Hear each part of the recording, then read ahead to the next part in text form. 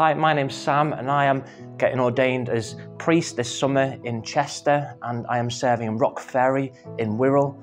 And my calling started at a young age when I became a Christian, very young, as God called me to serve people, community and build his church. But recent years that shifted to the Church of England, much to my surprise, thinking that I don't quite fit.